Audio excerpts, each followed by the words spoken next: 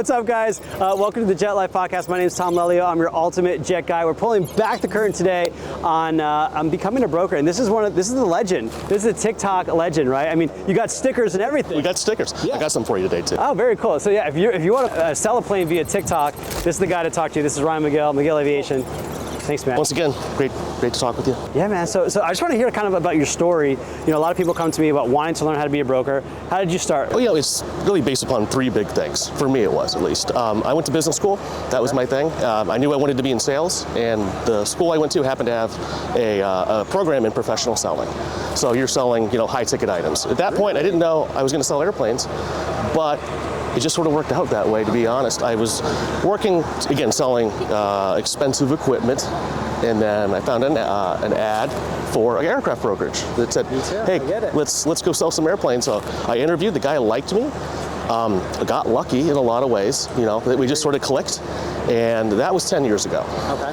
And I spent about a year and a half, just learning the process, going through and just selling planes with a mentor, somebody at my side. Were you like a researcher? I went straight into it. But you had somebody along the way. I did. Still a great friend, and somebody I still rely on to this day. And I think that's one of the most important aspects of being in this business, is just having somebody that you like and that you trust and that you can do business with. Yeah. And that's the fundamentals of it. And moving on from there, I said to Rob, I'm like, hey man, I think it's ready for me to go off on my own and do my own. Did you feel like you had a lot of sales at that time, where you just felt you outgrew it, or was it just like not necessarily a work environment thing, but what was kind of the catalyst to like, hey, it's time? You do outgrow it, and there does come a point where you say, I can do this. Yep. And having, again, a good base, good mentors, people that you like and trust, is the fundamental of this business. You cannot do it alone. Yeah. Period. I get it. So you worked for a brokerage for a year and a half and then went out on your own? Okay, and where did you start? So it was a lot of cold calling. It was using resources like JetNet and just going through the motions of which I knew, and I sort of found that to be tedious. I thought there's got to be another way. But you do meet a lot of great people, but using social media, Instagram, TikTok was where I started, and 3 months into making TikToks, so my first client from there called me and said, hey, I want you to help me buy my first plane. I'm like, this might work. Wow, 3 months into it. That's awesome. Yeah, so that was sort of the beginning of it, and it's just grown from there. Okay. And it is everything from Cessna 150s, all the way up to Citations and Gulfstreams. It's just crazy the spread of people that are on social media. Do you think TikTok and social media trend towards general aviation more than business aviation?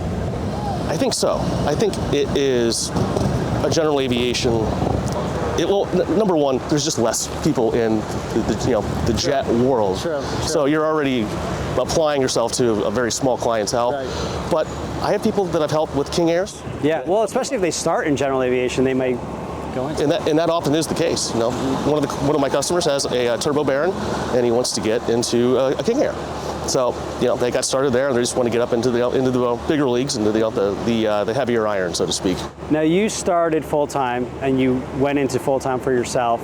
Sorry for the interruption. I just had the opportunity to speak with Jason Zilberbram over at VREF, and they are launching their brand new VREF 3.0. VREF is the trusted resource that many lenders will use to provide a valuation on an aircraft. With 3.0, they're introducing a more mobile-friendly interface.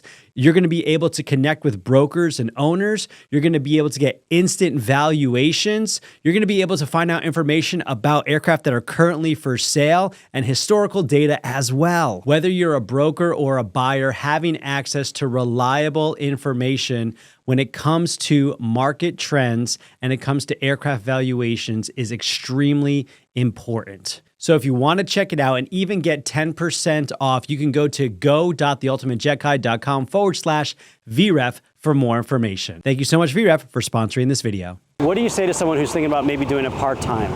What does that look like? And you're like, I know you didn't do it, I didn't do it, so I kind of struggle to kind of say much to people, but what are your kind of thoughts? It's one of those, it's a business where you almost have to always be available. So part-time has its challenges, unless you set expectations, and that's not something I've ever had to encounter. But doing it part-time will possess challenges because people expect you to be available. Yeah. And it is, this is a service business.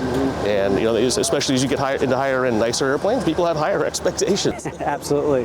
Absolutely. So do you have any tips for anyone who's looking to be a broker as far as social media is concerned? Is it just post and post and post, but do you have a strategy, or like what are some tips that you would have for somebody on social media? It is so new. I don't think anybody really has a strategy. Let's just try it, throw it against the wall, see if it sticks.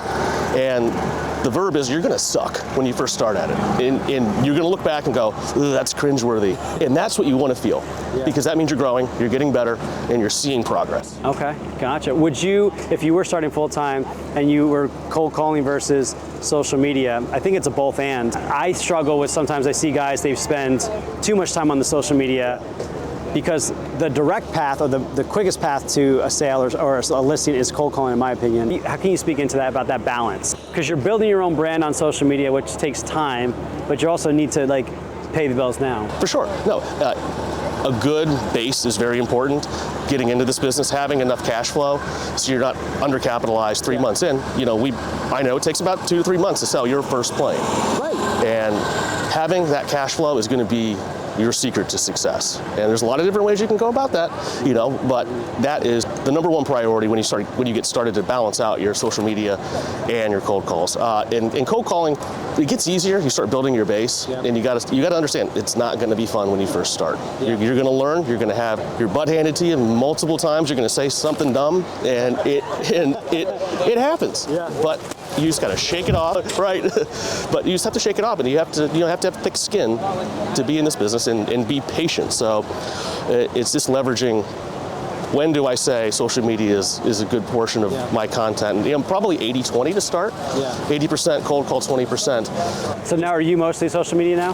I focus mainly on social media. I've been doing it long enough where I do have a pretty good base. My Rolodex, so to speak, is robust enough where I'm not having to pound the pavement and do the boiler room. Yeah, no, I get it. I probably did about a year before I got into social media, and then I still do.